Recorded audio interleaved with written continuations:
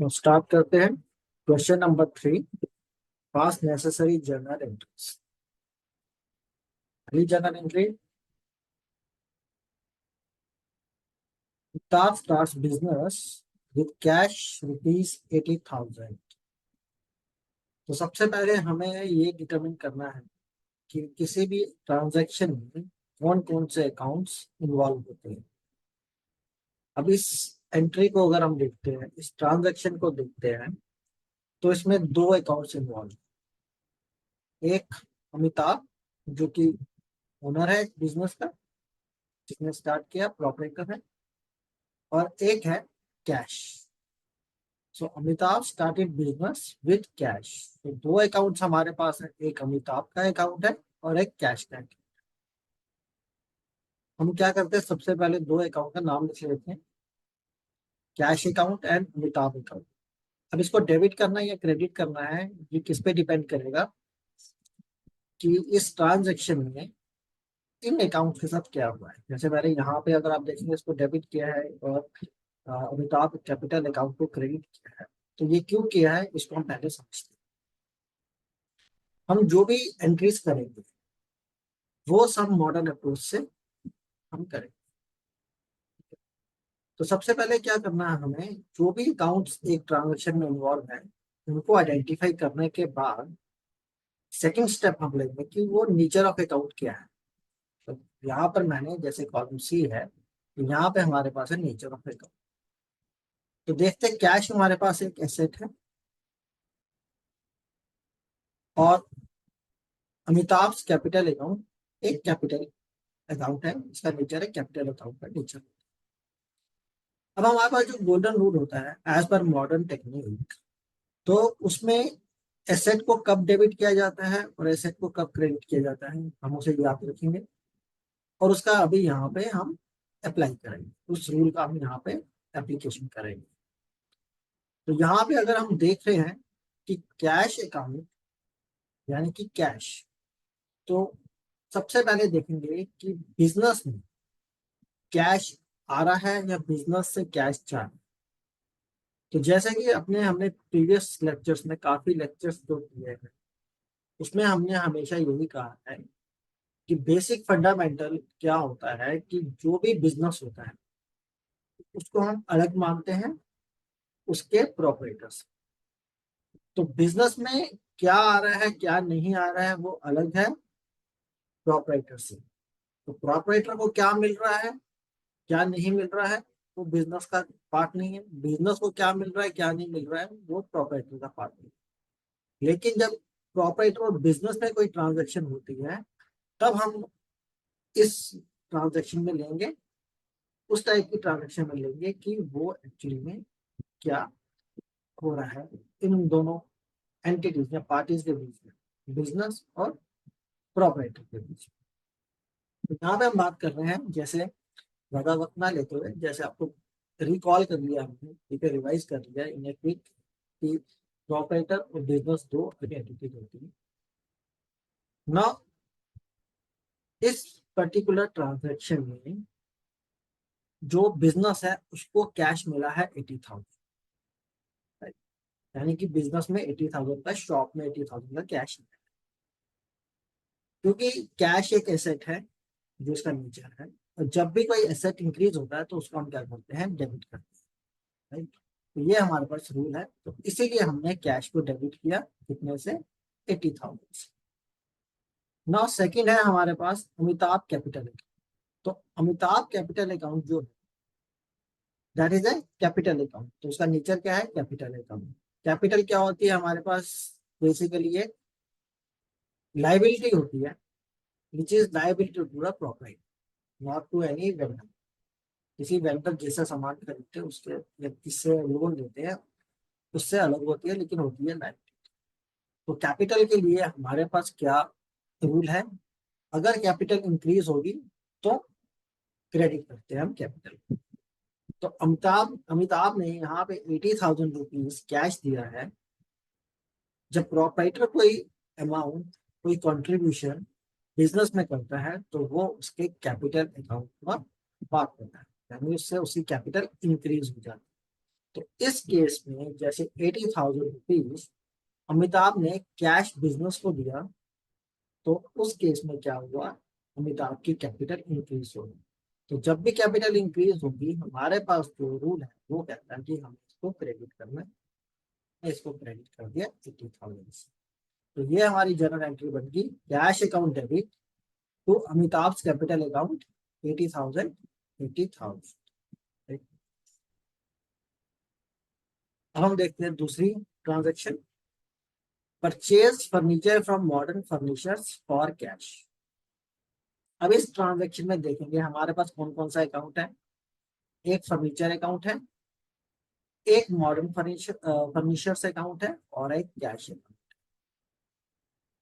अब क्योंकि यहाँ पे कैश इन्वॉल्व हो गया है, यानी कि सारी पेमेंट कैश में कर दी है, तो इसका मतलब जो जिससे हमने फर्नीचर खरीदा है उसका कोई रेलिवेंस नहीं रहेगा। खाली रेलिवेंस क्या रहेगा, दो अकाउंट, एक कैश अकाउंट और एक फर्नीचर। अगर यहाँ पे पार्टली कैश में दिया होता या कैश बिल्कुल भी नहीं दिया होता, ठीक है, फिर मॉडर्न फर्निचर्स भी एक अकाउंट इसमें इन्वॉल्व हो जाता। ठीक है, ध्यान रखिए। अब क्योंकि ये सारा का सारा ट्रांजैक्शन कैश में हो चुका है, पेमेंट हो चुकी है, इसलिए मॉडर्न फर्निचर्स इस ट्रांजैक्शन का इस ट्रांजैक्शन में जनरल एंट्री का हिस्सा नहीं बनेगा। तो दो कौन से अकाउंट बनेंगे, एक फर्नीचर अकाउंट और एक कैश अकाउंट। जैसे मैंने यहाँ पे पहले से लिखा हुआ है डेबिट और क्रेडिट कौन सा होगा, तो आप उसको समझ के फिर देखेंगे कि वो डेबिट और क्रेडिट सही से आएगा कि नहीं आएगा। हम अब बात करते हैं फर्नीचर। पहली बात, जो हमने पहला स्टेप था कि एक ट्रांजैक्शन में जो अकाउंट्स इन्वॉल्व होते हैं उसको आइडेंटिफाई करना है, वो हमने आइडेंटिफाई कर दिया, फर्नीचर और कैश, दो अकाउंट्स। अब फर्नीचर एसेट है, जो कि हमारा दूसरा स्टेप होता है कि जो भी अकाउंट आइडेंटिफाई हुआ है उसका नेचर क्या है, तो नेचर ऑफ अकाउंट की वो एक एसेट है। अब एसेट इंक्रीज और डिक्रीज होता है, उसके बेस पे डेबिट या क्रेडिट किया गया।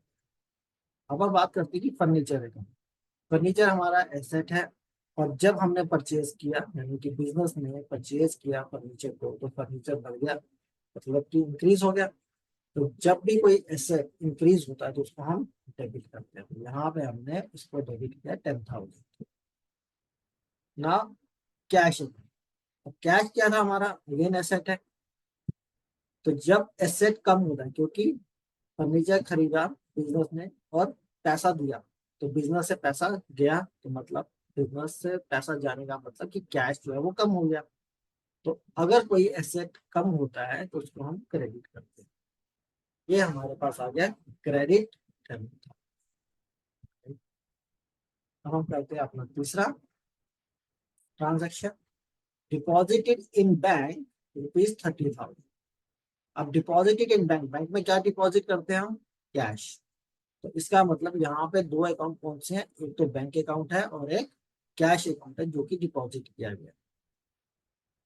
तो यहाँ पे दो अकाउंट हमने आइडेंटिफाई किए, बैंक है और कैश अकाउंट।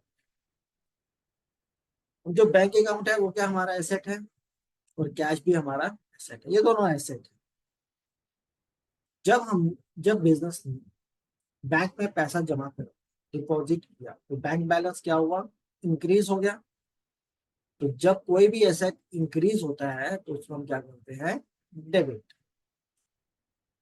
यानी कि 30,000 हमने डेबिट कर। और जो कैश था वो बिजनेस से गया, क्योंकि वो बिजनेस से कहाँ गया, बैंक में गया। अगर बैंक में डाला है तो कैश क्या हो जाएगा, कम हो जाएगा। एग्जाम्पल लेते हैं कि आपके पास कैश में 50,000 रुपीज पड़े हुए हैं, आप बैंक में गए, आपने बैंक में 30,000 रुपीज डिपॉजिट करवाए। अब आपका बैंक बैलेंस तो बढ़ गया, यानी ये इंक्रीज हो गया, जो हमने यहाँ पे लिखा इंक्रीज हो गया। लेकिन जब आप देखेंगे आपके पास कैश कितना बचा, आपके पास कैश बचा सिर्फ 20,000। इसका मतलब कैश आपका क्या हुआ, कम हुआ। तो कैश एक एसेट है, और जब भी एक एसेट कम होता है, डिक्रीज होता है, तो उसको क्या कहते हैं, हम क्रेडिट करते हैं। इसीलिए इस ट्रांजेक्शन में बैंक डेबिट हुआ और कैश क्रेडिट। नेक्स्ट ट्रांजेक्शन देखते हैं, purchase goods for cash, 5,000 rupees. अब इसमें दो कौन कौन से अकाउंट्स हैं, एक तो परचेज गुड्स, जब हम गुड्स की बात करते हैं मतलब कि ये परचेजेज हुए, ठीक है। अगर सेल गुड्स होगा तो सेल्स होगा, तो यहाँ पे परचेज गुड्स है, इसका मतलब यहाँ पे एक अकाउंट परचेजेस का है और दूसरा अकाउंट है कैश का, ठीक है। तो एक परचेजेस और एक कैश, ये दो अकाउंट हमारे पास आ गए। तो जब हम इसमें बात करेंगे, आप आगे देखते हैं कि परचेजेस को डेबिट करना है या क्रेडिट करना है, या जहाँ पे जैसे मैंने लिखा है डेबिट और क्रेडिट, तो वो क्यों? परचेजेस क्या है, हमारा एक एक्सपेंस है, राइट। और कैश हमारे पास एसेट है। नाउ अब कोई भी एक्सपेंस अगर वो बढ़ेगा एज पर रूल तो वो डेबिट होगा, कोई भी एक्सपेंस अगर कम होगा तो क्रेडिट। यहाँ पे हमने क्या किया, परचेजेस की है, एक्सपेंस हुआ है, गुड्स हमारे पास आ गई है, परचेजेस हमारी बढ़ गई है, राइट। परचेजेस की हमने तो परचेजेस, सामान हमारे पास बढ़ गया, सामान बढ़ा मतलब कि इंक्रीज हुआ, इंक्रीज का मतलब अगर एक्सपेंस है वो डेबिट हो जाए, राइट। हमने क्या किया इसमें 5,000 रुपीज डेबिट। अब क्योंकि ये सारा जो हमने खरीदा है वो बिजनेस में, जब जब मैं हम की बात कर रहा हूँ तो ये हम बिजनेस की तरफ से बात कर रहे हैं, तो बिजनेस में से कितना कैश आउट हुआ या आया, ये सोचना है। तो जब बिजनेस ने सामान खरीदा तो सामान के बदले में पैसा दिया, कैश दिया, तो इसका मतलब बिजनेस के पास कैश जो है वो कम हो गया। अगर कैश कम होता है तो एज पर दी रूल, एक एसेट अगर कम होता है तो उसको हम डिक्रीज करते हैं, राइट। क्या करेंगे हम इसे, डिक्रीज यानी कि क्रेडिट, दैट इज 5,000। क्या, अब नेक्स्ट आ गया हमारे पास purchase goods on credit from Hari ₹45। अब देखिए यहाँ पे कौन कौन से अकाउंट इस ट्रांजेक्शन में इन्वॉल्व है। एक तो परचेज गुड्स यानी कि परचेजेज अकाउंट, और वो क्रेडिट पे किया गया है किससे, हरी से।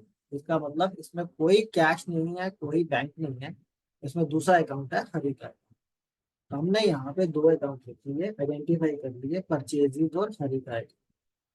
अभी डेबिट और क्रेडिट कैसे हुए हैं वो समझते हैं।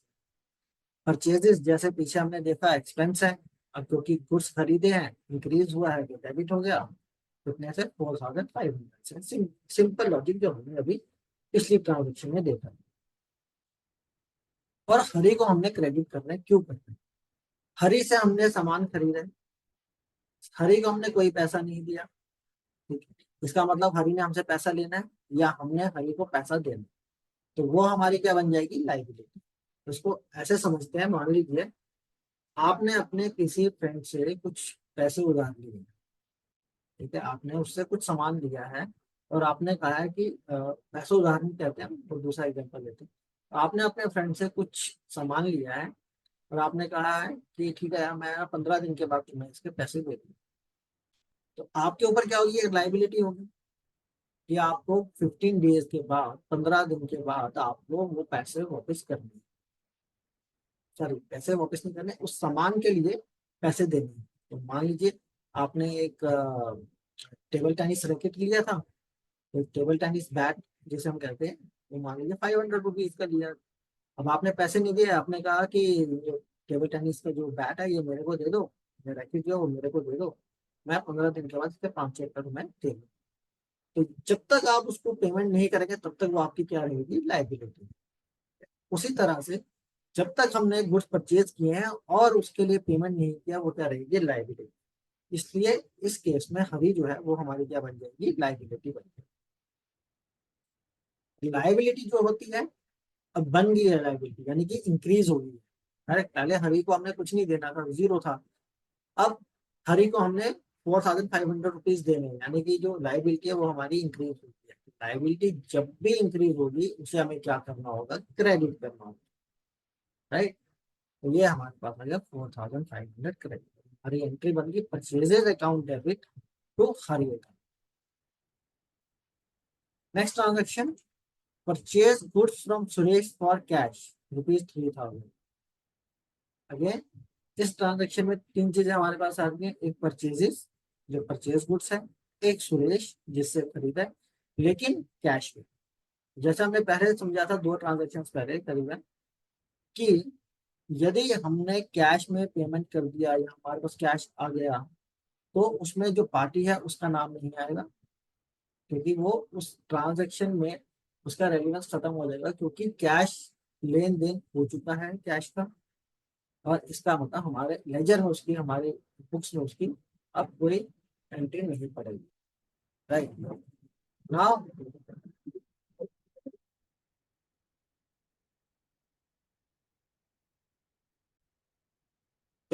तो उसमें देख रहे 2 अकाउंट हमारे कौन सा आ गए, एक परचेजेज अकाउंट और दूसरा कैश अकाउंट। सुरेश का अकाउंट क्यों नहीं आया, क्योंकि कैश में सब कुछ निपट गया है।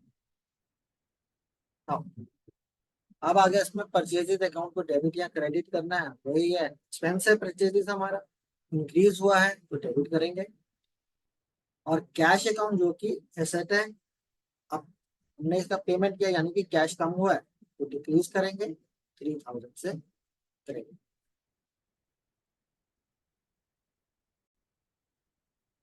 चलिए नेक्स्ट ट्रांजेक्शन देखते हैं।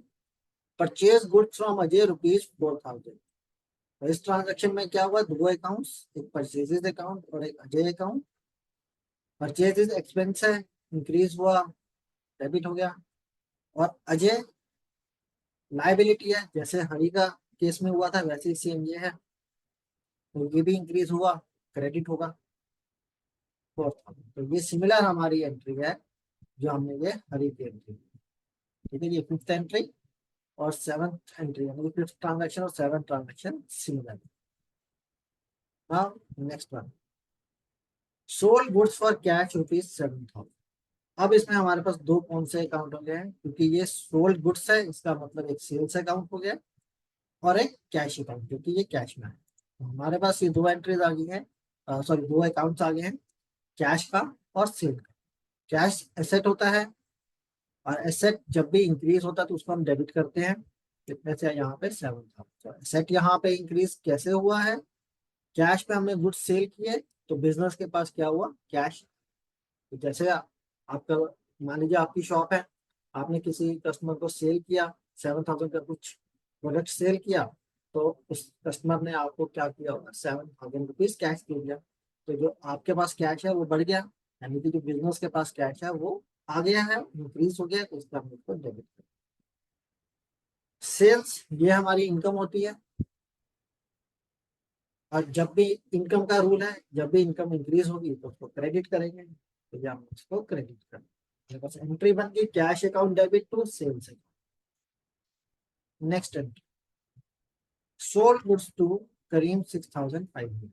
अब इसमें दो कौन से अकाउंट्स आ गए, सोल्ड गुड्स यानी कि सेल्स, और दूसरा है करीम अकाउंट। हमने यहाँ पे एक करीम का अकाउंट ले लिया और एक सेल्स का अकाउंट ले लिया। अब इनको हम डेबिट और क्रेडिट कैसे किया वो देखते हैं। करीम, अब करीम को हमने गुड्स बेचे हैं 6500, ये जो हमने परचेजेस किया था ये बिल्कुल उसका उल्टा है, एग्जैक्टली ऑपोजिट है। तो इस केस में क्या हुआ, इस केस में हमने गुड्स सेल किए हैं करीम को। अब करीम कौन है, करीम वो पर्सन है जिसने हमसे गुड्स लिए हैं लेकिन उसने पैसे नहीं दिए। अब इस केस में हमारे पास क्या है कि हमें करीम से पैसे लेने हैं, तो ये क्या होगा हमारा एसेट। तो अगर हमें किसी से पैसे लेने हैं तो वो पर्सन हमारे लिए एसेट होगा, अगर हमने किसी को पैसे देने हैं तो वो पर्सन हमारे लिए लाइबिलिटी होगा। ठीक है, सिंपल सिंपल वर्ड्स में हम ऐसे डिफाइन करते हैं।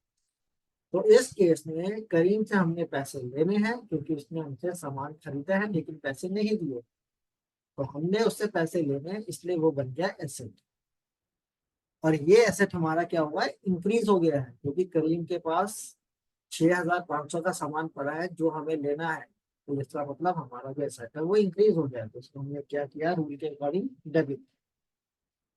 और सेल्स, जैसे हमने देखा इनकम होती है, और इनकम जब भी इंक्रीज होगी तो उसको हम करेंगे करेंगे। हमारी एंट्री बनेगी Karim account debit 6500, sales account credit 6500। अगली transaction, sold goods to Ganesh for cash ₹5000। देखिए ये वाली transaction, 10th transaction is similar to 8th transaction, जहां पे भी हमारे पास क्या हो रहा है, कैश और सेल्स, दो अकाउंट आ रहे हैं। गणेश का नाम क्यों नहीं आ रहा है? क्योंकि ये सारी ट्रांजैक्शन कैश में ऑलरेडी सेटल हो चुकी है, कैश में पेमेंट हुआ और कैश में हमने सेल्स कर दी, तो इसलिए गणेश का नाम की जो है वो इस एंट्री में नहीं आएगा। अब कैश हमारा एसेट होता है, कैश इंक्रीज हो गया तो उसको हमने डेबिट कर दिया। सेल्स हमारी इनकम होती है, सेल्स इंक्रीज होगी उसको हमने क्रेडिट कर दिया। बहुत ही सिंपल है। अगला देखते हैं क्या है। ट्रांजैक्शन हमारी है withdrew from bank for office use, ध्यान रखिए ऑफिस यूज, रुपीज 5,000। ठीक है। अब इस केस में हमने क्या किया है, जो बिजनेस बैंक अकाउंट में से पैसा निकाला और कैश में डाल दिया, यानी जो गुल्लक होगा ना, गल्ला गल्ला जिसको हम कहते हैं, गुल्लक तो घर में बच्चों के लिए होती है, तो दुकान पे क्या होता है, गुल्लक, गुल्लक नहीं है, गल्ला होता है। ठीक है जी, तो गुल्लक और गल्ले में फर्क होता है। हम ये बात कर रहे हैं कि जो ऑफिस है, जो शॉप है, उसके गल्ले में 5,000 रुपया आ गया, यानी कि कैश में गई। अब यहाँ पे दो कौन कौन से अकाउंट्स इन्वॉल्व है, एक कैश अकाउंट और एक बैंक अकाउंट। कैश एसेट है, बैंक भी एसेट है। अभी हमने बात की गल्ले में पैसा बढ़ गया, यानी कि एसेट है वो इंक्रीज हो गया, कैश वाला एसेट तो इंक्रीज हुआ, तो क्या करेंगे, उसको डेबिट करेंगे।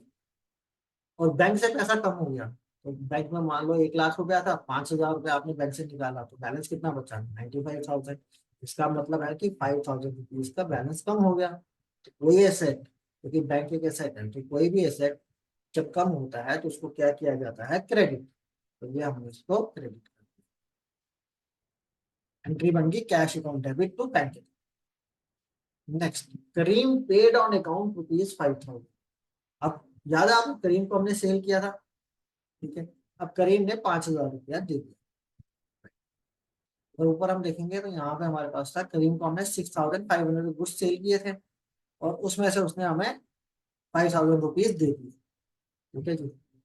अब इसमें कौन कौन से अकाउंट इन्वॉल्व हुए, एक करीम और एक कैश अकाउंट। जब कुछ भी ना दिया हो, कैश बैंक कुछ भी ना दिया हो, तो डिफॉल्ट हम मानते हैं कि वो कैश में दिया, तो ट्रांजेक्शन कैश में हुई। तो इसमें दो अकाउंट्स इन्वॉल्व हैं, एक कैश अकाउंट है और एक करीम से अकाउंट। जब करीम ने पैसा दिया बिजनेस को, बिजनेस के पास क्या हुआ, कैश आ गया, एसेट है, एसेट इंक्रीज हो गया क्योंकि कैश बढ़ा है, इसका मतलब एसेट इंक्रीज हो गया है, इंक्रीज हुआ होगा तो डेबिट। और करीम क्या था, वो भी एक एसेट है, और ये क्या हो गया, डिक्रीज हो गया, क्योंकि जहां पे उसने 6,500 देने थे उसमें उसने 5,000 दे दिए, अब सिर्फ 1,500 देना है, यानी कि वो बैलेंस कम हो गया। तो करीम का अगर बैलेंस कम हो गया, यानी कि जो एसेट है वो डिक्रीज हो गया, तो उसको क्या करेंगे हम, क्रेडिट, जो कि हमारे पास रूल है।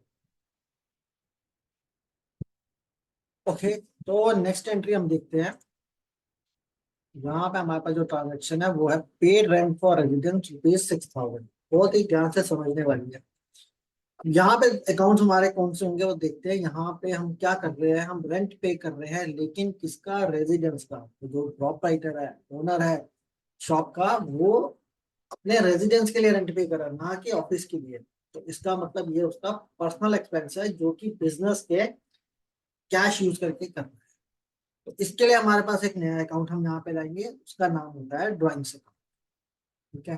तो अगर जो ओनर या प्रॉपराइटर कोई भी अपना पर्सनल एक्सपेंस बिजनेस का कैश अकाउंट से, बैंक अकाउंट से, या कहीं से बिजनेस की कोई भी चीज यूज करके वो कर रहा है स्पेंड, उसको हम कहाँ पे लेके जाते हैं, ड्राइंग से।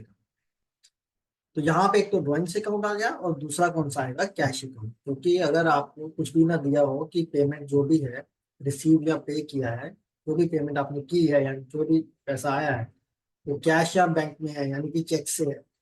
अगर ये नहीं दिया होता है तो डिफॉल्ट हम उसको मानते हैं कैश है, तो इसलिए यहाँ पे दूसरा अकाउंट आ गया कैश। नाउ ड्राइंग्स, ड्राइंग्स हमारे पास क्या है, इसको हम एक एसेट मानते हैं, क्योंकि ये क्या है कि ड्राइंग्स है बेसिकली जो ओनर ने पैसा लिया है। जैसे हमारे पास एक्सटर्नल डेटर्स होते हैं जो हमसे सामान खरीदते हैं उधार पे, वैसे ही ये हमारे पास इंटरनल, यानी कि बिजनेस का अपना इंटरनल है, ये उसको हम वैसा एक डेटर मान सकते हैं। तो ये हमारा एक एसेट है, क्योंकि ये पैसा हमने जो प्रोपराइटर है या ओनर है उससे वापस लेना है, तो ये हमारा हो गया एसेट।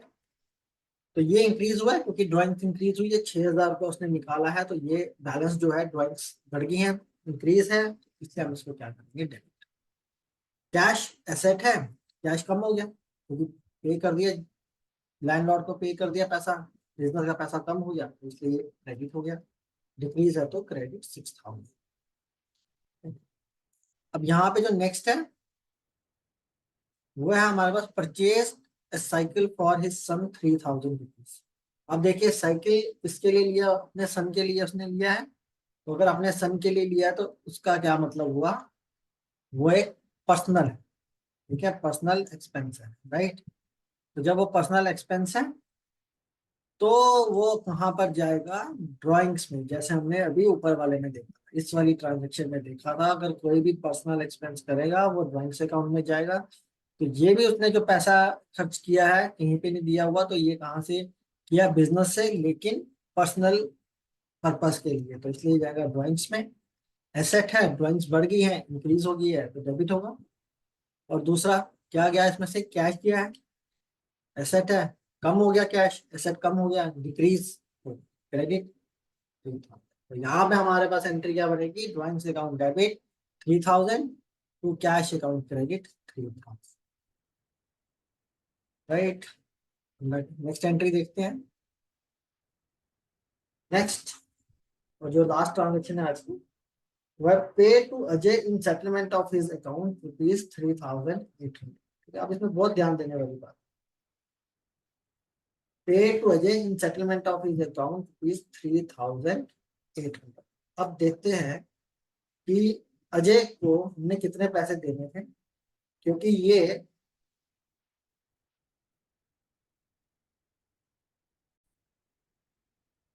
तो अभी हम बात करें अजय की, तो इस केस में क्या हमने देखा कि जो अजय है इन सेटलमेंट ऑफ अकाउंट, यानी कि उसको हमने जितना भी पैसा देना था नेट नेट हमने फाइनल कर दी, हम आपको ₹3,800 देंगे और हमारा और आपका लेन देन खत्म, बिजनेस और अजय का लेन देन खत्म। तो इसके लिए अब देखना पड़ेगा कि अजय को कितने पैसे एक्चुअली में देने थे। तो हमारे पास एक ट्रांजेक्शन हुई थी, ट्रांजेक्शन नंबर 7, जहां पे हमने अजय से 4,000 के गुड्स लिए थे। तो हमारी यहाँ पे देखेंगे अजय के लिए कितनी लाइबिलिटी क्रिएट हो गई थी, 4,000। तो हमने जितने अजय से गुड्स लिए थे उसकी वैल्यू थी 4,000, और हमने 4,000 रुपीज पे करना था अजय को। लेकिन यहाँ पे जब हम बात कर रहे हैं तो हम ये कह रहे हैं कि हमने पूरी सेटलमेंट कर ली, अजय को कहा कि आप ये पैसे लीजिए, लेकिन हम आपको ₹3,800 देंगे और ₹200 आप हमें डिस्काउंट देंगे। अजय ने कहा ठीक है। तो अब यहाँ पे हमारे पास क्या हुआ, 3 अकाउंट इन्वॉल्व। एक तो अकाउंट इन्वॉल्व हो गया अजय का, ठीक है जी। दूसरा अकाउंट हमारे पास इन्वॉल्व हो गया कैश अकाउंट, जो हमने उसको पेमेंट की, ठीक है। इसमें एक तीसरा और अकाउंट है, वो कैसे है वो भी हम समझते हैं, ठीक है। अब अजय क्या था, हमारे पास लाइबिलिटी था, राइट। लाइबिलिटी कम होगी क्योंकि हमने अजय को पेमेंट कर दी, ठीक है, डेबिट करना पड़ेगा क्योंकि अगर लाइबिलिटी कम होती है तो उसको हम डेबिट करते हैं। और कितना हमने उसको पे करना था एक्चुअली में, 4,000, ठीक है। यहाँ पे आप ध्यान दीजिएगा कि 4,000 रुपीज हमने उसको पे करना था, तो हमने अभी वो 4,000 से डेबिट कर दिया, हमारी लाइबिलिटी क्योंकि खत्म हो गई पूरी, 4,000 की जो लाइबिलिटी थी वो पूरी की पूरी खत्म हो गई। नाउ कैश हमने, जो कि हमारा एसेट है, वो हमने कितना पे किया, 3,800। अब कैश कम हो गया, पेमेंट करेंगे तो कैश कम होगा, हमने यहाँ पे उसको क्रेडिट किया 3,800, ठीक है जी। अब देखिए जो ये 3,800 है, और हमने उसको टोटल कितना पे करना था, 4,000। अब बच गया कितना हमारे पास, 200। अब ये 200 क्या है, एक ओवर अकाउंट इसमें इन्वॉल्व हो गया, जो कि सामने सामने हमें नहीं दिखा हुआ, लेकिन दो ट्रांजैक्शंस के बीच में हमने देखा जो 200 का डिफरेंस है, वो हमारे पास तीसरा अकाउंट को डिनोट करता है, और वो हमारे पास है क्या, डिस्काउंट रिसीव्ड अकाउंट।